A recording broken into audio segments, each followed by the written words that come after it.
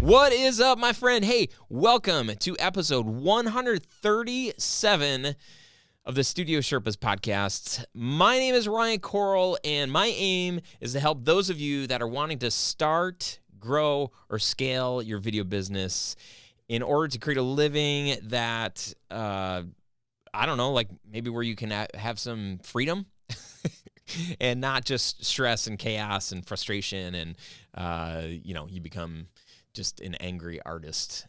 So that's what my hope is. 137 episodes in. There are actually people that listen to the show, and now there are people that watch this show because the people we have on, the things that we talk about resonate.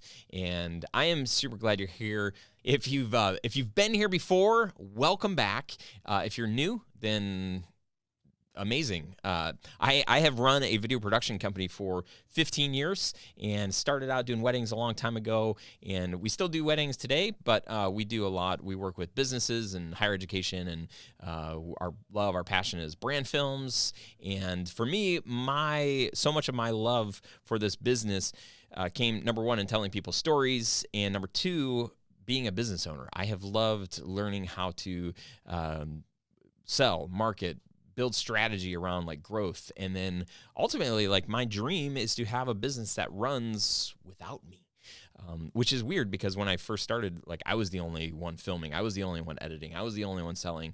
And as I've grown and learned different things, I've realized, like, man, it is amazing when I don't have to be at the studio and I can go on vacation with my family and work still gets done.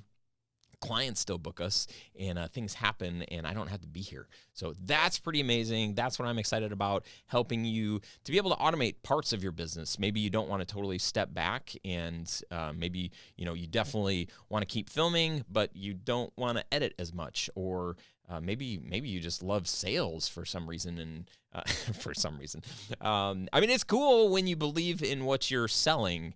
It doesn't feel like selling. That's the ironic part. But when you're maybe not super confident or you don't realize that you can help people with the stuff that you do, especially doing video, there's so many people that we can help with what we do. So that's not selling. But unfortunately, part of the process of selling, we've just learned it to be different than what it actually should be. So becoming guides for our potential clients. A Sherpa is somebody who helps somebody up a mountain, somebody who guides people up a mountain, people who don't climb mountains professionally. So as a video business owner, we help people that call us or reach out to us and say, hey, we need a video, but we're not entirely sure what we need or we think we do. Your job can be to guide them.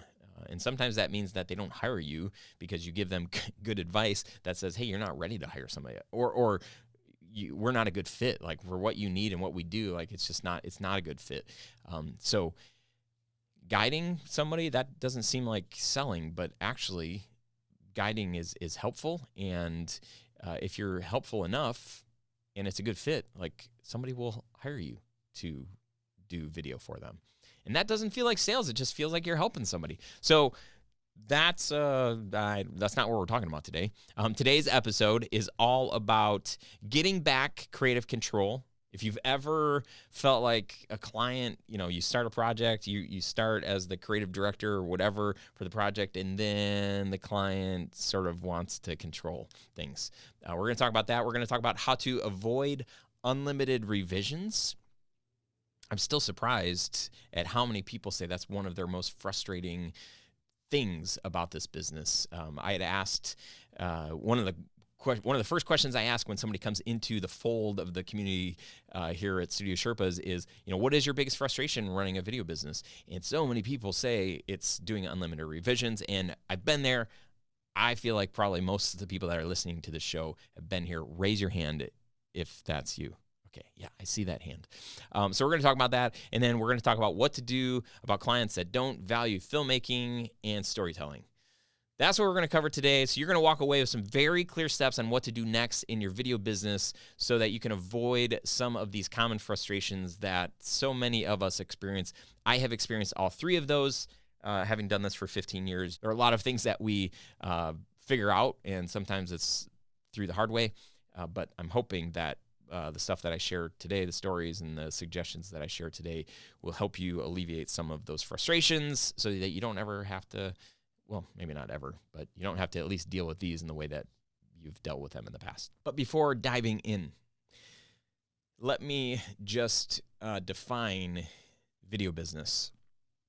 At the beginning of the show, I say, I want to help you grow your video business. I use video business interchangeably. Some people say they're a freelancer. Some people say they're a solopreneur. Some people say they're an entrepreneur. Some people say they're a filmmaker, storyteller, director, producer, editor, whatever those things are.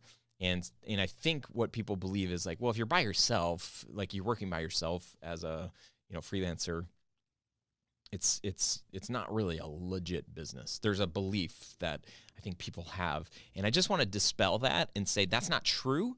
And it happened for me a few years into business where I realized like, oh, this actually is a business and not just a side hustle or a hobby or something that people are paying me for. And they're, they're expecting this. People are paying me. They're expecting this. They're expecting that their project is delivered in a timely fashion. People are expecting that I'm going to fix if there's any issues. People are expecting me to deliver. And what that means is like, this is like a for real thing, especially when there's an exchange of money. So what you have is a video business. And I want you to be able to own that kind of that phrase that you are a business owner and you do video stuff. So whatever aspect of that is, you can still call yourself a freelancer or any of those titles or words. But I think let's just start in the same spot and say, like, let's just agree that if you're getting paid to do video, then you have a video business. Might be small, might be huge. Even if you have one client, you do one job a year and you get paid for it, let's just call that a video business, okay? Okay, cool. Glad we're on the same page. So if you have made it this far into this episode, I just want to say thank you. And more important than thank you, I want to say that I'm super proud of you. I know there are so many people that have listened to the show from the very beginning, which is incredible and amazing and awesome. And I'm still like, what the heck? People listen to this and then they reach out and say like, wow, that was really good. That was really helpful. This is helping my business. That is amazing. And I'm so thankful. But I'm actually really proud of you too, because we can stay the same. We can keep doing what we're doing or we can grow, right? And people that are hungry, that aren't satisfied with the status quo, those are the people that want to be educated, that want to say, or that do believe like, hey, I don't have all the answers. And, something like the Studio Sherpas podcast or something like, news storytelling or something like, you name it. There are channels and podcasts and, lots of things out there that will help you in your business. And the fact that you are pursuing growth in your business is amazing, and my hope is that it continues to really just be a blessing for your business in that as you're learning, you're growing, you're able to charge more, you're able to do more kind of work that gets you excited and passionate about. And so anyways, kudos to you for taking time to just say, I'm going to try to learn something today. So hopefully today you do learn something, okay? So I think that's all I got to say about that. I want to share a quick story. I'm headed out on vacation this Sunday when I'm recording this. So today's Thursday. I don't work Fridays anymore. I don't know if I told you that, but it's kind of a big deal. And thank you to Graham Cochran, who was on a show a few episodes ago, who I listened to an episode of his podcast, and that's what he does. He doesn't work on Fridays. He started back during the recession, and he was on food stamps and all this thing. He started not working on Fridays, and I just listened to his story, and I said, you know what? I've been doing this for 15 years. I'm going to stop working on Fridays. And so far, so good. Anyway, that's not the point of my story. It is Thursday today, and I'm not going to be here tomorrow, obviously, because I don't work Fridays, and then I'm on vacation Sunday through Friday next week. So I need to get this episode done. I need to get it shipped off to our amazing editing team that does this, and when I'm gone, business continues. People will answer the phone. People will answer emails, videos are going to be shipped to clients. Revisions are going to be made. Decisions are going to be made. We might book a couple of clients. We've got contracts out to clients that we're waiting for people to sign. Business will continue to happen when I'm gone because I have a team, because I have processes, because some of the things that we do, they are automated. And if you're wanting some freedom in your video business, then I want to invite you to a free workshop where I'm going to teach what you should be doing right now to book more high-paying video production clients, even if you hate sales. If you go to studiosherpas.com/workshop, you can find out, you can sign up for the workshop there. But I wasn't able to get to a spot in my business without having clients that valued our work, would pay what it was worth, and work that didn't frustrate me, clients that didn't frustrate me. I mean, you can only do this work for so long before you're just like, clients are the worst, and I hate every project that we're delivering. I mean, I know there are people out there that don't stay with us because that's the case. And it's a good segue into what we're going to be talking about today, because a lot of that responsibility lies in us. Like, we might say we have crappy clients, but I would say that that's probably our fault. So if you're saying that sentence, if you are thinking through like all of the clients that you have, and you're just like, yeah, they're not great, they're needy. Actually, I think I'm a needy client when I hire people to help me on stuff. But okay, besides needy, annoying, frustrating, everything's due yesterday, mean-spirited, selfish, I don't know, like the list could go on. If I was in that position, then yeah, like I don't know how long in my dream would be like, where is this like perfect client? And I think the longer you're in this work, the more you probably believe that they're not out there. But I also want to dispel that rumor. They are out there, but there are probably some practices and habits and things that you need to do in your work, so that you are attracting the right client, and creating healthy boundaries around your work and how you position you and your company that will lead to more fulfilling work and clients and whatever. So check out the workshop if that sounds interesting at all. And if not, then let's just continue. You know what? Let's just continue either way. All right. So number one, creative control. Number two is unlimited revisions. And number three is, actually, there were a few people that said like, oh yeah, just nonstop revisions. Client changes their mind. They change their mind too much. They don't know what they want. You spend 20 hours working on it, and then they are sure that that is not what they want. So hence the unlimited revisions. I've been there, my friends. It's not fun. It's super frustrating, and you want to choke out some of your clients. And then finally, we're going to talk about undervaluing filmmaking and storytelling. So let me just share a very recent story. A friend of mine, Zach, who shall remain nameless, I did the honor of forwarding a referral client to him. I got an inquiry from a woman she needed, a couple hours for a graduation party or something like that. And I'm like, oh yeah, I'm so sorry. Like, that's not something that we do. What's your budget? I would be happy to pass you along to a filmmaker friend of mine. I think she said the budget was $500, and it was 2-hour thing. Very simple. She laid it out, and I was like, okay, yeah, it does sound like pretty simple. And so I forwarded it to my friend Zach, and I just said, hey, like, here's this lady, here's what she told me. Do you want me to introduce you to her? He said yes. And a few weeks went by, I didn't hear anything from anybody, and then I got a text message from Zach.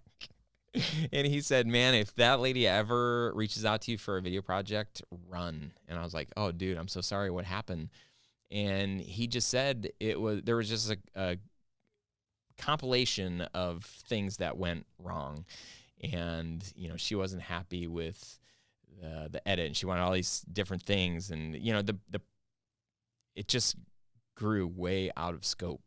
And I said to him, I said, well, in your contract, you told her how many revisions she gets, right?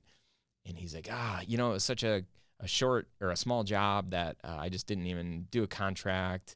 And he's like, I'm kicking myself now. I should have totally done a contract. And I have been in that same spot where you think, maybe it's for a friend even, and it's going to be, they say, I just need a quick, simple. Those words are just amazing, because anybody who ever wants video, of course they want it quick and they want it simple, because they don't want to pay what video is actually worth. I feel like I tell that to, contractors when we hire them. That's terrible. But in those situations, we get the short end of the stick. And it really comes down to the solution to all three of these things is setting clear expectations. In the case of Zach, if he would have set very clear expectations and then put those into a contract and walked his client through that and gave her an opportunity to ask questions, he wouldn't have been frustrated.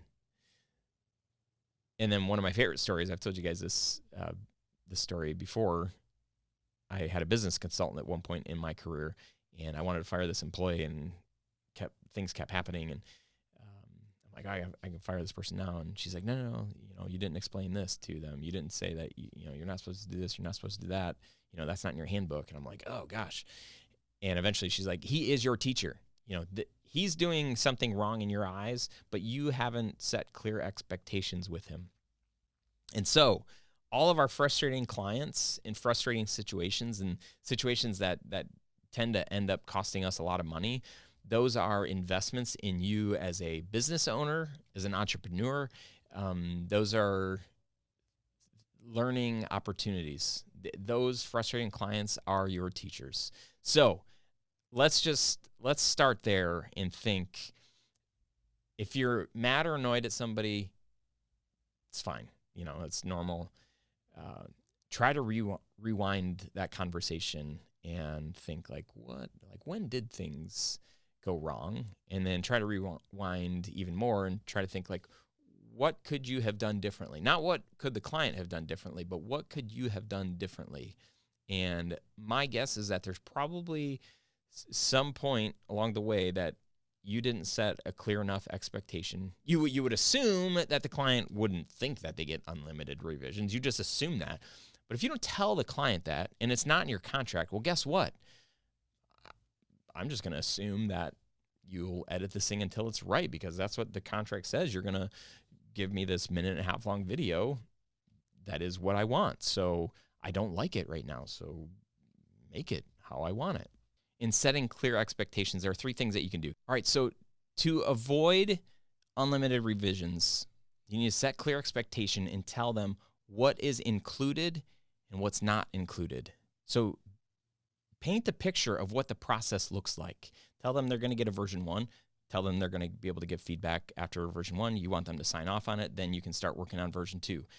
Let them know that there's no unlimited revisions. After this many revisions, then it's going to cost this much per edit, per round, however you want to set that up. If your clients don't understand what's expected and what done looks like and what out of scope could look like, then you tell them. You tell them on the front end. You tell them during your sales process. And it doesn't have to be this laborious, super wordy thing. It's just like, hey, with this video, you're going to get 2 rounds of revisions, and that's all you get. If you want more rounds of revisions, it costs extra money. So just make sure that in your revision, when you're giving me your feedback, that it's concise and it's complete and you're good with it, because remember, you only get 2. Use a contract. If you're not using a contract, oh my goodness, you can be sued. You can get in a lot of trouble. Chances are, if you have a client that's frustrated and you haven't set the expectation of how many rounds of revisions that they get, and then at some point you're just like, I'm done. I've spent so much time on your project. You're not happy. I'm frustrated. You're frustrated. They're going to be super ticked off. They're going to have something that they don't want You're never going to get referred by this person. You might say, I don't care if I don't get referred by this person. But if you would have delivered something that they loved in the amount of time that they wanted, this person would probably be a huge fan of yours, a raving fan, and would share with other people. So because you missed setting expectations, now you've got somebody who has invested thousands of dollars and isn't getting what they want and is super frustrated. Of course, they've kind of earned the right to be frustrated. So using a contract will help alleviate. Well, if you're setting that expectation up on the front end, there's really no excuse. You can later on, if you feel like it was your misunderstanding for the feedback that they wanted, you didn't really give them exactly what they wanted, then give them an extra round of editing and tell them you're giving them an extra round, like pro bono, like not a big deal, but also remember this is your last round of editing. And if you want to go beyond this, totally happy to keep going. It's just going to cost this much per round or per hour or whatever. And then like the final best piece of advice for setting clear expectations is doing a kickoff call. This is something that once a client books a contract, once they sign the contract, then we have a call. Even if you're just a one-person business, doing a kickoff call, face-to-face, over the phone, whatever, that just says like, okay, just so we're on the same page, we're delivering a 1.5 minute video. We're doing X, Y, Z. And you get 2 rounds of revisions. Any questions with any of that? Blah, blah, blah. More information's in your contract if you want to review it, whatever. Blah, blah, blah. Cool. Great. Sign it. You're done. You have, at that point, set very clear expectations.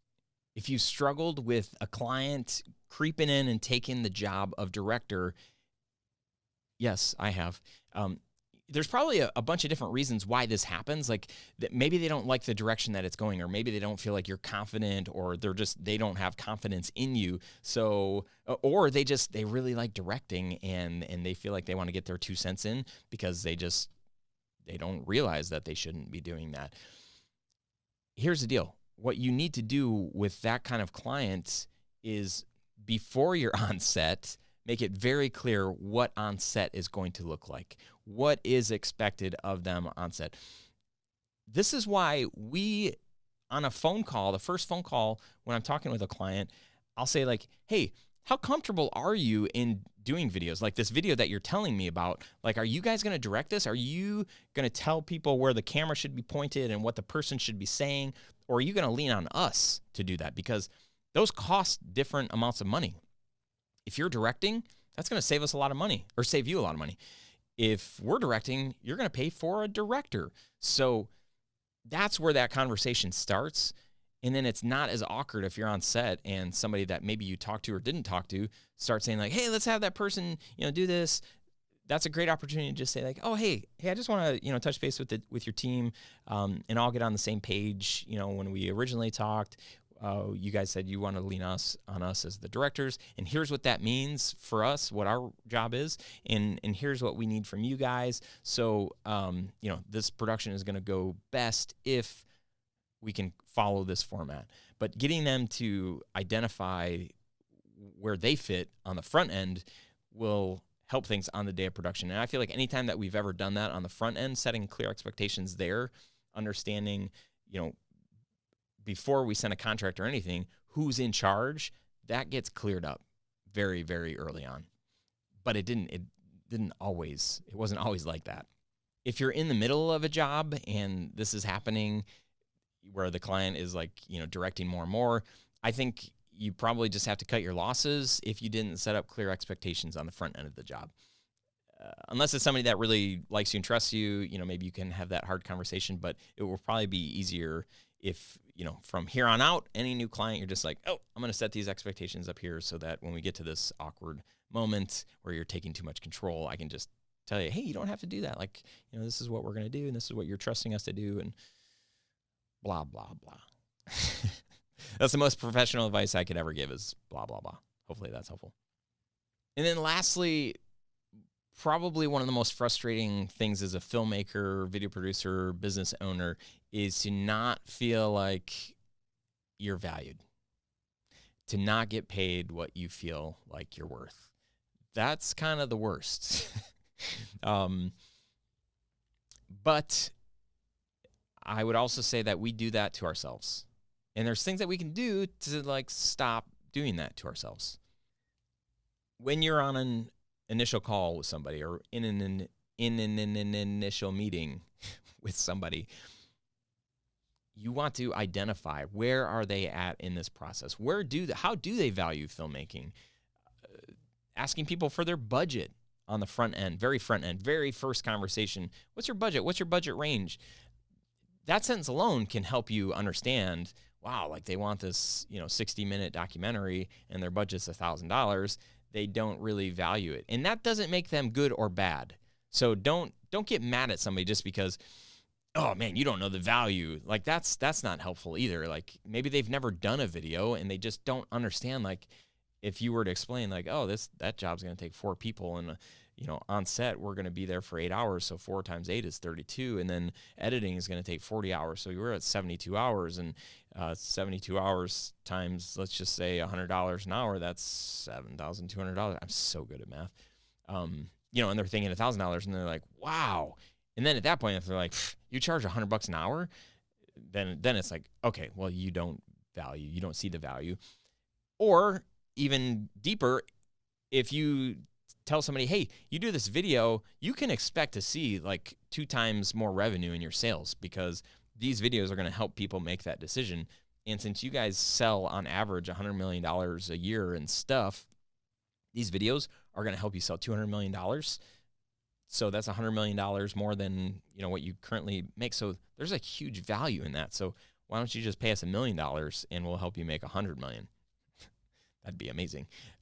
But it's a lot easier to put value on stuff and then to see if people say, yeah, you're right. Like if we can sort of guarantee this, then you're right. That will be very valuable. And I'm using an extreme case, but when you're helping people with their sales and marketing and you're helping them with stuff that's going to help their bottom line, that has to be valuable. Or like helping them hire the right candidates. Like there's something to say for saving a ton of time of not interviewing candidates that totally aren't a good fit. So if you had a video or videos that painted a picture of exactly who you're looking for and who you're not looking for, you're going to save a lot of time, and time is money. And so that's a valuable piece. If people don't get that, if they don't understand, if they say, $100 an hour, $50 an hour is way too expensive, then guess what? Don't work with them. Don't take the job. And you might say, well, that's the only opportunity I have right now. Well, then you have to make a hard decision because money's money. And if you're starving and you don't have many options, then you got to take the job, right? But if you have some opportunities and it's not your only opportunity, the time that you're going to save, the stress that you're not going to have to experience, the frustration that you're going to avoid because you're not working with somebody that doesn't value you is going to far outweigh whatever money that they would pay you. You could take all of that time and energy that gets sucked away and invest that into trying to find a client that does value what you do. That's going to make a lot more sense than saying yes to a client or an opportunity that just doesn't value you from the very beginning. So if you're talking to somebody and they just don't get the value, then guess what you can do? You can send them resources. You can create resources. We just launched our own course as Tell Studios. We launched a course to help educate our clients on the value of storytelling and how storytelling can actually increase your bottom line. It can get people to align with your brand and love your brand. That's worth a lot. So, we've got our own resource that we're giving people, but say like, hey, if this isn't valuable to you, if you don't think that this is worth anything, then here are some resources that we found that we align with. And at that point, if they don't care, they don't look into the resources, then it's just kind of like, cool, great. But if they look into the resources and then they come back and say, you know what, now we're starting to understand. But for you to sit down and try to go over the value of video, I spent hours and hours and hours and hours and hours of my life sitting down with clients, walking through, on the phone, in person, so many hours trying to explain the value of video to where they would just say like, yeah, no, it totally makes sense. But yeah, we're just not in a spot where we can spend that kind of money. I'm like, dang it, I didn't convince them Your job is not to convince somebody. Your job is to understand where somebody's at. So to ask good questions and figure out where they're at so that you can help them. You can give them resources that will help them understand at least your perspective on the value of video. Again, the sooner they realize that they don't care about that and they walk out, the better for you, the better for them. They're on to finding somebody that's, $10 an hour or whatever it is that they're, I found somebody on Fiverr that will do my video for $5. Like, cool. If that's what you want, go get it, because we are not that. I mean, we are 5 times a million. You can tell them that. The other mistake that I made long ago was people would call me. We would set up a meeting. I would, have a great sales call. They're like, yeah, cool. Like, what's the next step? Oh, I don't know. I'll meet with your team in person. Okay, cool. Then I go meet with their team, sitting there, bouncing around a ton of ideas. And I feel like I'm giving them a ton of value, a ton of ideas, things that they could do. And then they just say, you know what? We're not ready to do this, or that just sounds way too expensive, or we're going to do something more simple, or we're just like totally not interested. I like walk away with my head hanging and just like, oh man, but those are some great ideas. And, I was kind of coming up with a whole great strategy that they could use. I had a very smart friend tell me, or ask me, is that what they were asking you to help them with? Like, did they need an idea? Did they need a plan? Because when you first told me about this client, you said that they needed an explainer video, and it sounded pretty specific. But when you went and met with them, you started coming up with a bunch of different ideas, things that they could think about and try and do. And that's not what they asked you to do. They wanted a price. They wanted an idea on what it would cost to do this thing. So as a storyteller, if that's how you define what you do, if somebody calls you and says that they need a video and then they explain to you, and what they explain to you isn't storytelling, it's maybe it's an event, or it's just an explainer video that says like X plus Y equals Z, and there's no narrative element or anything like that. Don't try to sell them on something that they don't want you to provide for them. So I was offering all this strategy, all this like extra things that I thought were extra. And then I was getting annoyed when even clients that would hire us, I would try to throw out all these ideas, and then they'd just be like, no, we're going to stick with the original idea.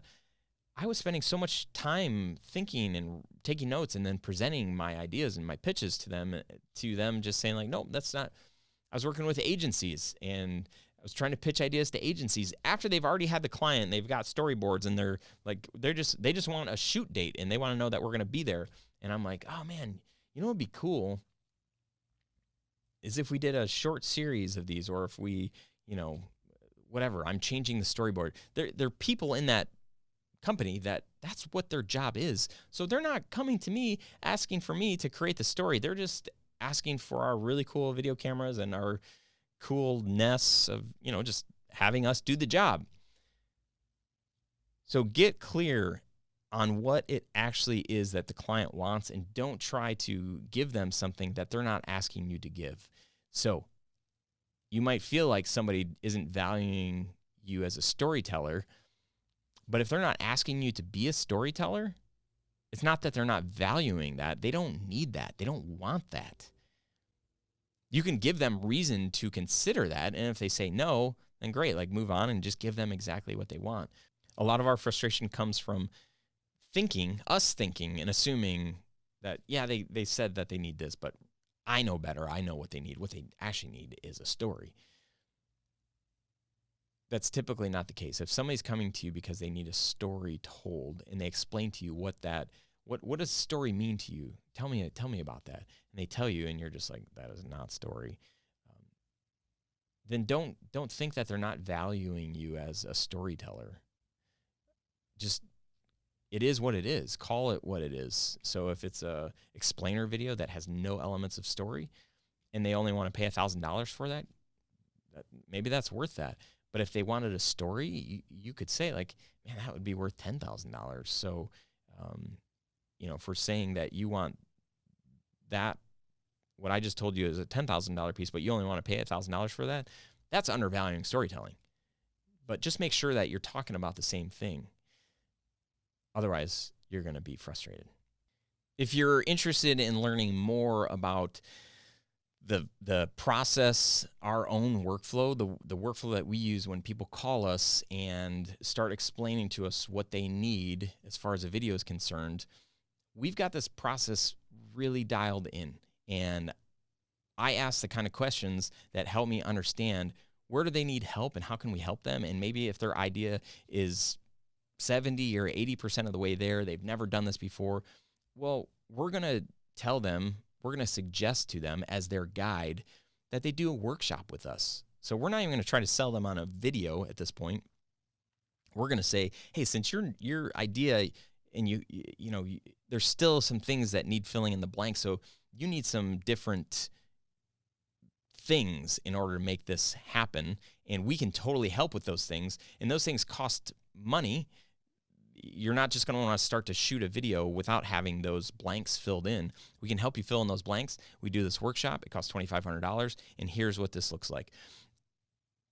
I've been doing this for probably 3 years now, and it has been a game changer for us. There's a bunch of people inside of this actual course. You can read or see some of the testimonials and stuff if you go to studiosherpas.com/blueprint, and we call it the video blueprint method. And anyway, that is available if any of this is resonating with you and you just want a more turnkey process for how to help clients in situations where you're just not on the same page, or you're not fully understanding, or they're not fully understanding what it is that they need. It doesn't have to end there. That can be the start of something. And by you being able to offer a workshop to help them fill in some of the blanks on what they need, that's going to set you apart from other production companies. And it's really going to give you a leg up when it comes time for them to actually book somebody to produce that video. So anyway, that is available, and I'll put a link in the show notes as well. But regardless, most frustrations that you're probably having could be avoided if you can get better at setting clear expectations from the very get-go. Over here, this is the get-go over here, in case you didn't know. This is the beginning, even though it might look reverse because you're on that side, and maybe I should do this is the beginning. That is all that I have for today. Thank you for hanging out with me. I have some incredible guests that are coming to the show. I'm looking through the list of people that have been on the show and that are coming, and I'm just like, this is unbelievable. So I'm super excited for you to meet them. Hope to see you on the show next week. I won't technically be here next week, but the show will be here. And if you like this episode, feel free to share it. In the meantime, keep on climbing. You got this, my friend. I'm so for you. I'm so for your business growing. And when I say growing, I'm not saying like, hiring tons of employees and, making millions and millions of dollars, but growing in the fact that you are able to love what you're doing and experience freedom along the way, make the kind of living that you need to make. That's what I mean when I say growing and scaling and getting to a spot in your business where you can really focus on the things that you are most gifted and talented at, and you can continue to deliver great customer service and great products, videos, whatever, to your clients, so that they are super excited to work with you again and super excited to pass you on to their friends. That's all I got. Thank you again for hanging out. I'm Ryan Koral. Good night, good luck, and good night. See ya.